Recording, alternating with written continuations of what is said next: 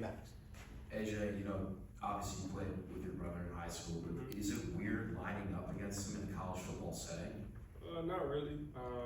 Obviously, just having him here, it's been amazing. He enrolled early.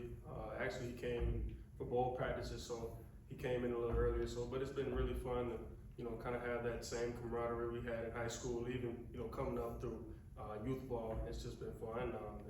And obviously he's progressing. He's still learning. So just getting all the little intricacies in the defense, and me still learning and progressing in my game. It's been really fun. AJ, how do you feel? I know you had that setback in spring with the injury, but how it looks like you're full go now. Yeah. How has that recovery been? Obviously, it was tough. Just having that little knick-knack, injury. Obviously, I had to have surgery with it, but I think I'm pretty much 100% back. Obviously, it's with injuries, you just really never know.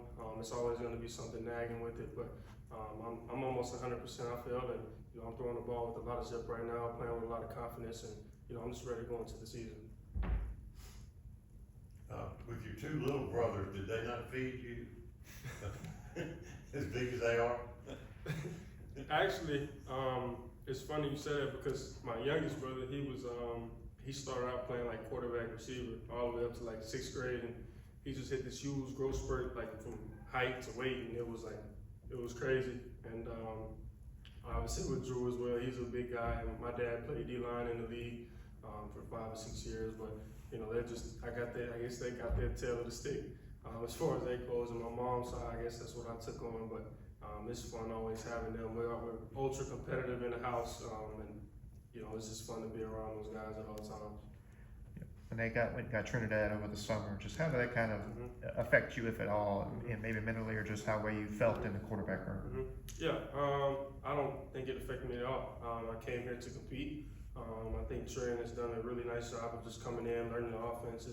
It's a very complex offense, I would say, but Coach Weiss and Coach Kiff and even Coach Judge and Coach Dan, they do an amazing job of just simplifying the offense. Not just for Trent, but for all of us. But I feel like he's done a very good job of coming in and picking up everything very fast, and he's made it a very competitive room. Not just him, but with Austin and all the other guys that's still here. But I'm looking forward to going into the season and continue to play out this fall camp.